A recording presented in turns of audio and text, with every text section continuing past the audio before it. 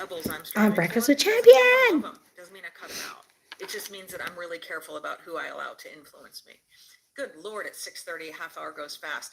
I am so excited today. I get to turn over to Dr. Dale. I am Monica Ricky. If you enjoy this kind of heroic self-mastery and personal development, I do invite you to click on the link at the top. If my link is still up there, which it is, you can get 30 days of absolutely free heroic premium content, and which includes the free app, which tracks your habits and helps you to level up and raise your own standards on yourself. Dr. Dale, are you ready to take this microphone from me? I sure am. Awesome. Go for it. Good morning, Monica. I'll jump in on your piece on the tail and beginning of mine here. I definitely have raised my standards, and definitely Breakfast with Champion was definitely one of those rooms that contributed to that in a huge way. I I've always been, and a part of me, like it's in my DNA to learn, grow. Like I love eating up all reading books and just going from training to training. Like that's always been in my DNA. But when you get it from a different, when you put yourself in spaces, again, like we say here in the room all the time, get in the room, get in the room.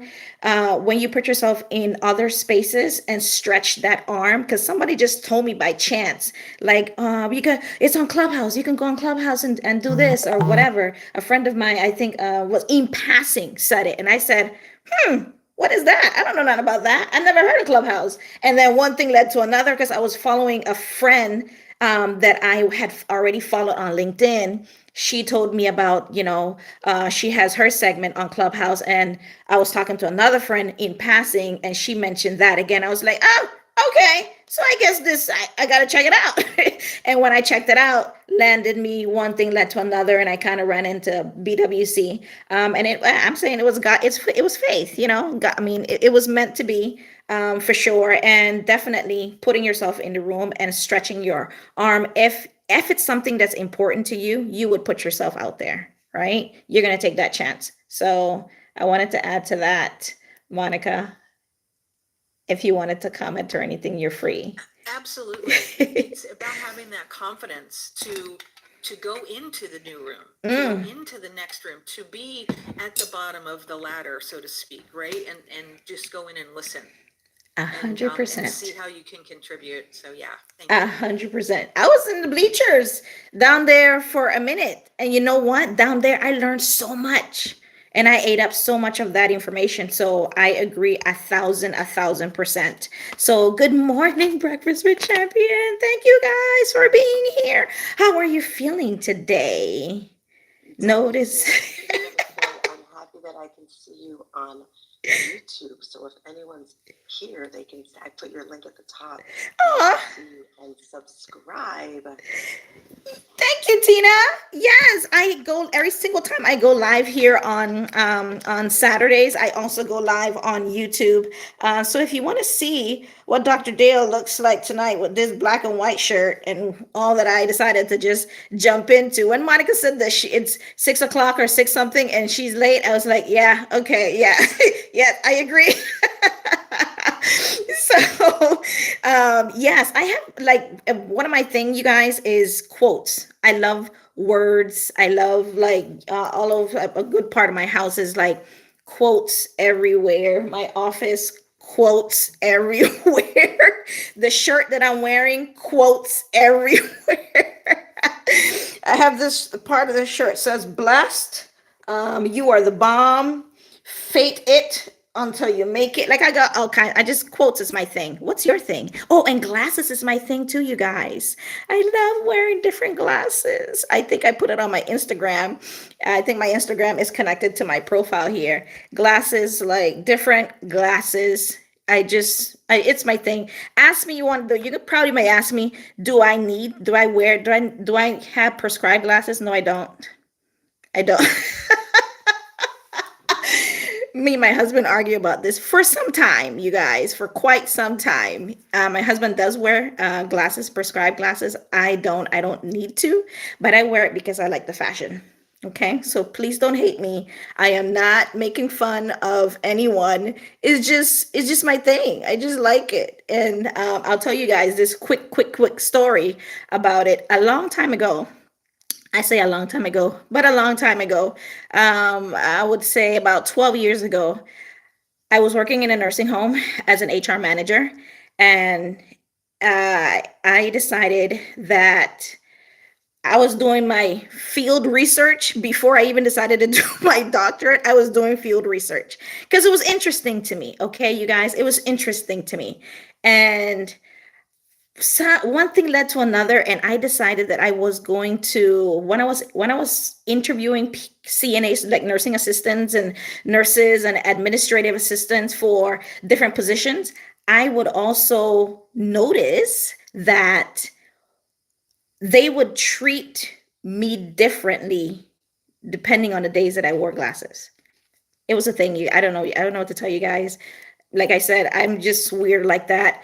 And I decided to go on this whole 90-day thing of anybody that I interacted with. I would wear 90 days of not wearing the glasses and 90 days of not wearing it. And field research of my 90 days in a nursing home of 500 employees and 250 patients, I came to the conclusion that people do treat you differently with glasses. And I said to myself, not because I care about how they treat me differently, they treated me like I was a little bit more educated, like I knew what I was talking about. Like they actually looked up and paid attention to me, to what I was saying, though when I wore the glasses. When I didn't wear them, not so much. Not, and again, depending on the part, because again, down in South Florida. I was down in South Florida. So food for thought, just decided to say that in passing. Interesting, right? Yeah, I know. So going back to what we're going to talk about today. Today, I think last week, if you were here, you should be here every Saturdays. Let me just say that. This room, you're in the right place at the right time with the right people for the right reasons. So you get in, you get as much as you put in. What are you putting in today? And what I am asking that you put into today, and since you're here, I'm thinking that you have given your blessing of your thoughts, your feelings, what's going on with you. You're open to different perspective. So I am going to give you one quote by Mahatma Gandhi. It's also the quote that's in my profile here on Clubhouse. Your beliefs become your thoughts. And let's just stop there because that's a bit much. Where does our beliefs come from? Who wants to jump in and say what they think it come from? Or, it doesn't even, there's no wrong answer. I'll be honest, there is no wrong answer. So. Our experiences. Ooh, is that TM and somebody else? Good morning, TM. I think somebody else said something as well. Dr. Dale, good morning. Good morning, Linnell. Love, how are you? Very good. I think it's a projection of other people's beliefs into our lives as well. Anybody else want to pop in right quick? Good morning, Dr. Dale, I'm sorry. I don't want to be rude. I hate cutting people off. I'm so sorry we're cut off. I'm definitely not going to cut off all these kings and queens, but TM, I'm never going to cut you off. I'm so sorry. No, you're good. You better jump in there. Get in there. There's so much greatness in this room, you guys. Forgive me. I just feel like I have to bow to everybody here. But Dr. Dale, I just want to first of all commend you for being awesome. Your her tips on emotional intelligence, you guys, is amazing. But I think it comes from, for me, my childhood. That's what I'm learning. It's coming from my childhood. And when you, that consultation you gave me for improving my emotional intelligence, those tips, I think that helped me to realize that. Yay! Can I say all of you guys are correct?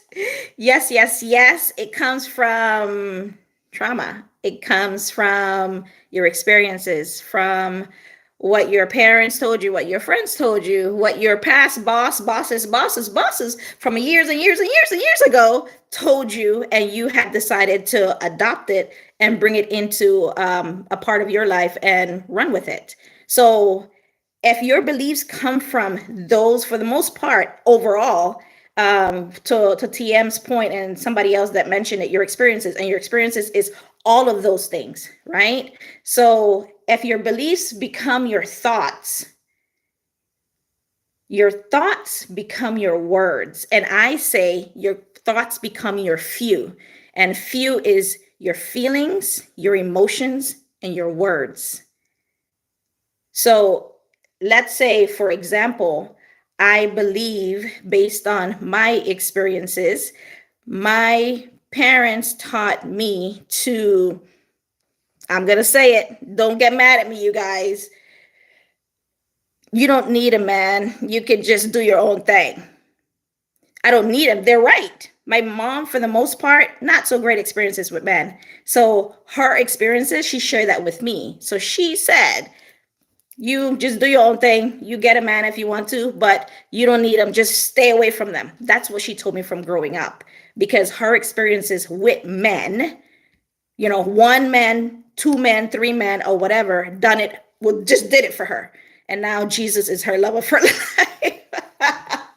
But my mom gave me her best advice from her experiences. And I'm sure if you think about it, your mom, your parents, your grandparents, your friends, they did the same thing based on their experience, right? And you're not holding that against them, right? But I had to open up my worldview a little bit to say, well, I can't trust the man. I can't. She said, and don't tell a man when you get married, don't tell him everything. He don't need to know everything. No, he don't need to know, but I want to tell him. What if I want to tell him, huh? No, he don't need to know everything. Because they sometimes use that against you. Those are her experiences, right? Nothing wrong with that. She can only give me the best that she has, and her best is her experience, right? So that's a belief from her. She passed that down to me. I rode with that for quite some time growing up as a teenager, and even into my early years of marriage. And now I'm married, going this year, December, is going to be 13 years, right? But I've known him for 20 plus years.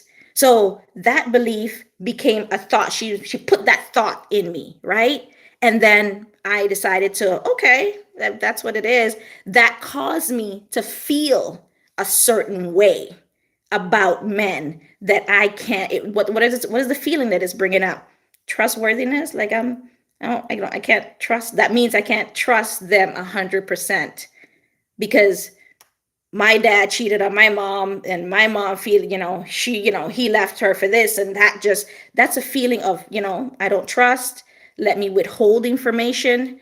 Let me be reserved. Let me not show my entire self. Like, there's so much that comes with that, right? There's so much that comes with that, right? So just think about that in your own life. What your family members have told you, or experiences that cause you to just you just bringing it right down from one single belief that one person told you, right? So that became a thought, and that made me feel a certain way, which made me my words, I start saying it to people. I said, oh, you don't need a man. I start saying the same thing that my mom told me.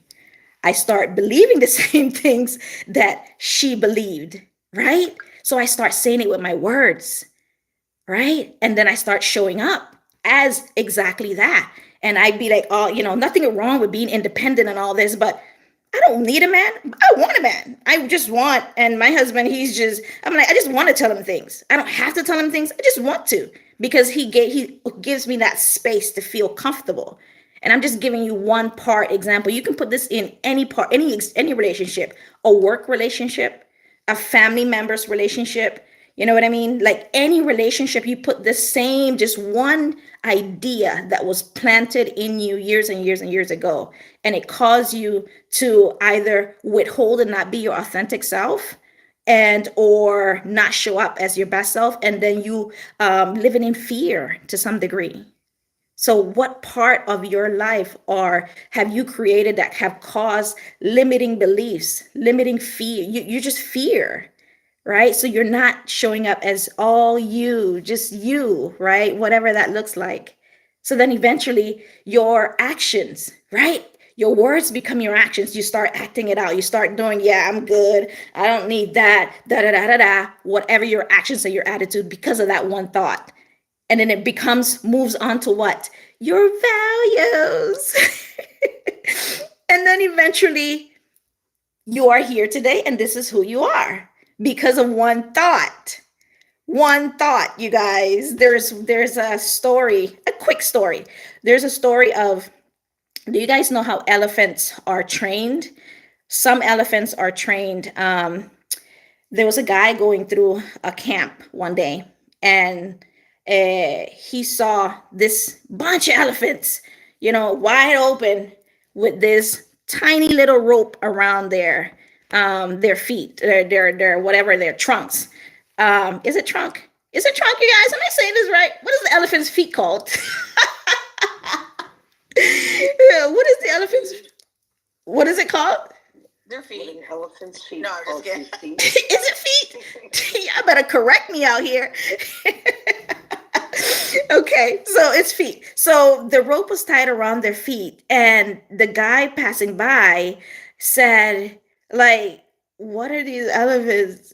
Like, because the trainer that was there is training them, right? Getting them ready for the circus and all this stuff. And he's like, why? He was curious. He's like, why haven't these elephants ran away? Like, why haven't they? Remember last week we talked about the elephant and the rider, the person that is on top of the elephant riding. Now we're going to a different part of an elephant story, another elephant story. And the trainer said he was like curious, why haven't they like just got up and ran away? Because they can, right? They're elephants, they're huge. They have all the strength and the power, they're good.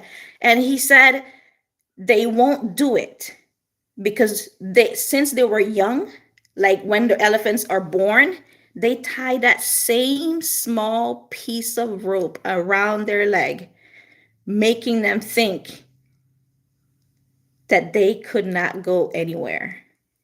And now, as an adult, they still have that same belief.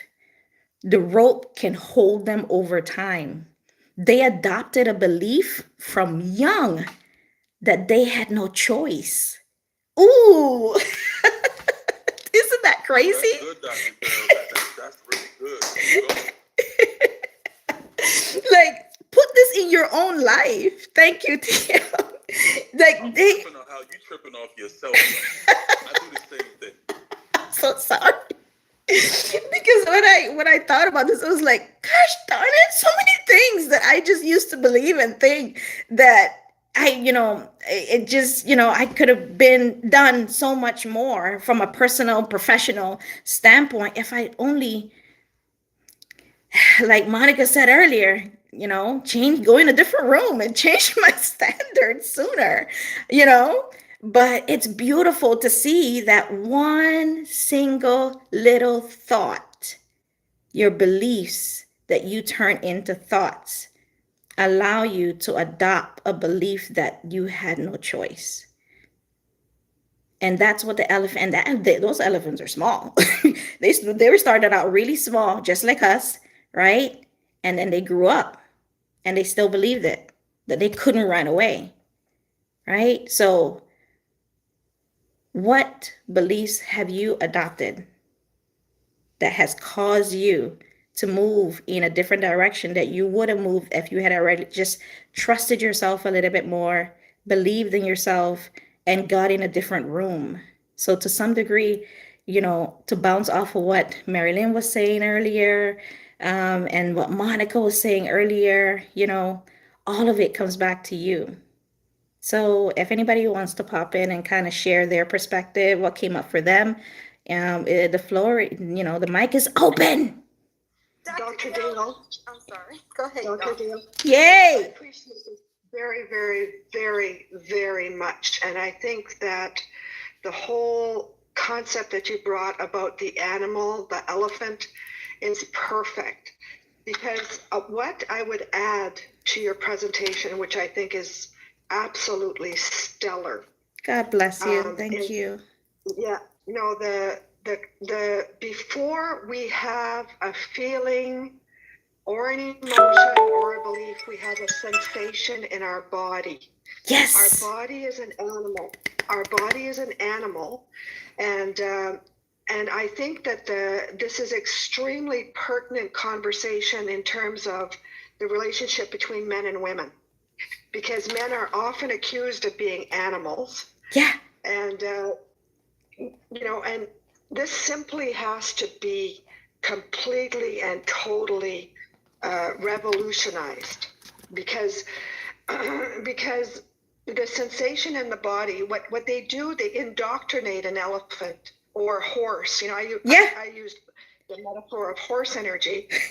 They're indoctrinated and completely and totally broken. So and it's sensations in the body. Yep. They are so sensitive, Yeah. these animals, that they can feel the suppression Yeah. of their emotional selves. 100%. Yep. So I thank you very much. I don't have to speak anymore. I just No, got you. super enthusiastic about this conversation. Thank you, Shirley. Thank you so much. I think somebody else wanted to say something. I'm sorry. I just have to give you your flowers today, girl. This is Veronica Atkins. You are on fire. You are always on point. You have got to be one of the most brilliant women in the world. And for you to bless us with all of your intelligence, your intellect, my God, you're awesome. Oh my goodness. Because it's so healthy. I feel like we don't talk about this Enough. I feel like we're in a world where society is forcing us to yank all of Mm-hmm. that beautiful masculinity out of men. Mm-hmm. And if anything else, with the dangerous state of the world that we're in, we absolutely need men. I don't care what people say. I'm as independent as it gets. I absolutely need a man. I'm gonna call a man to take the house, to cut the grass, to fix my car. Those are men, and I don't want to break my back doing those things. So yes, I love being a feminine woman, and I absolutely love and adore every profession and what he chooses to do. I'm sorry, they're awesome. We do need them. Veronica, I want to jump in. Do you want them to cook? I want cuddle bunnies. Kisses! How's the kisses? Dr. Dale, let me jump in here a minute as well. I'll say this on the flip side. There are also men who think women use information that they share with them against them. True. Right? So it's not just women who feel that way. A lot True. of us feel like we can't be honest and vulnerable because that information will be used by our wives, our significant others, right? We felt that way, and it has been done. Yeah. Right? But I think you speak to something very serious. It's the seeds that people plant, and it's not being able to do a reset when we experience that anger, that sadness, that fear, that hurt, the guilt, whatever that negative emotion is. I remember having a girlfriend who I don't know how we went down this path. She may have asked me something about my entrepreneurial path, right? Yeah. I've always known you to be entrepreneurial, but you still went to school. Right. So why did you go to school when you knew you wanted to be entrepreneurial? I think that was the question. Yeah. And so I answered the question, but I asked her, well, what are your thoughts? Why didn't you ever go to school? I remember her telling me very specific that she had an 8th grade teacher who told her she was not going to be successful in college. Wow. Approaching math the way she was approaching math. The phrase that she remembered from that teacher was what? Yeah. She was not going to be successful in college. Yeah. That's all she heard. She never attempted to go to college because of a teacher who planted negative seeds. We've got to be able to reach back today at 33 and 43 and 53 and 63, back to those seeds that were planted by people who might be dead. You know what I'm saying? Oh my God. TM. Holding on the seeds that they planted in our lives. Dr. Dell, back to you. Oh my goodness, TM. We should stay and have church. This is so good. And this goes back for years and years and years and years and years, right? If you look back, everything that you have done in your life is because of your experiences. Everything. Does anybody else wanted to jump in and add to the conversation? I know. Juiciness. Yes. Hey, good morning. It's Lynell Burns, and I love this conversation. And I do a Instagram live every Wednesday at 12 with a friend of mine. Yeah. And we use biblical scripture and we line it up to the things in our lives. And this was one of the topics that we had. Yeah. And we talked about that strong, independent Black woman. She's married, single. And I realized that as a woman, I had been hurt by my children's father. And I won't get into the details of it, but it ended up where our relationship ended.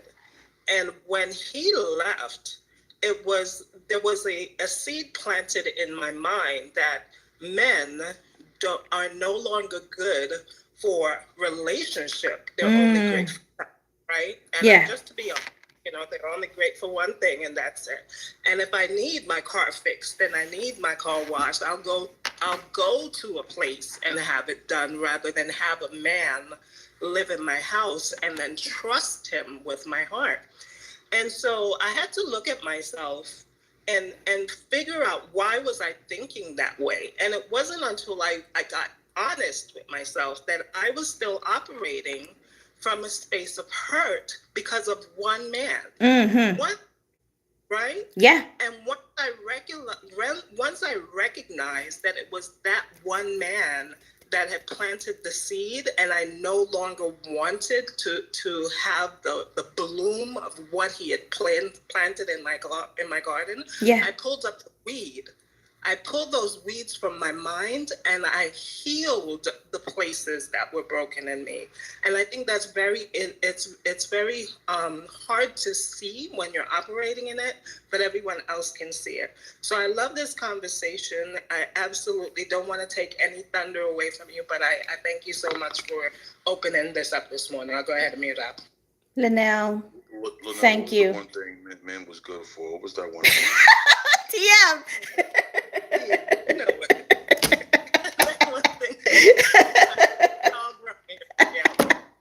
My mom actually told me the same thing. I'm gonna leave you guys with this, right? I'll leave you guys with this. Thank you for that, Linnell. Thank you for that. My is your experiences, all of the trauma, all of the baggage. What bag are you dragging right now from your past? What bag are you dragging today that is deciding whether or not you're going to go thrive and higher, right? And here's a thought. No thoughts or feelings live rent free in your body and in your mind and in your life. It does not live rent free. One way or the other, they're going to come out.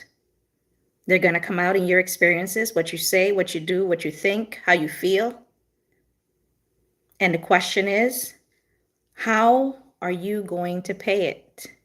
You decide that. You're going to pay it. Everybody has to pay the piper. The question is, how are you going to pay it? What are you going to pay it with? Right? When you lash out on people, right? When you pay an extra because you didn't know, you thought you knew, you were acting like you knew, but you don't know. In your energy, in your time, in your health, your happiness. I'll leave you with that. So subscribe to my LinkedIn, to my YouTube. You guys can go to my website, dalereports.com. I have a coaching group that I run every Wednesdays. Feel free to book a session with me whenever you are ready so that together we can empower the best version of you, your greatest achievement, which is mastering you with intelligence. Nothing but love from Dr. Dale. Thank you guys for listening. Take care of yourself simply because you deserve it. Woo! Thank you. Dale. Gorgeous girl. Did it. Guys, thanks, Dr. Dale. Thank you. We'll just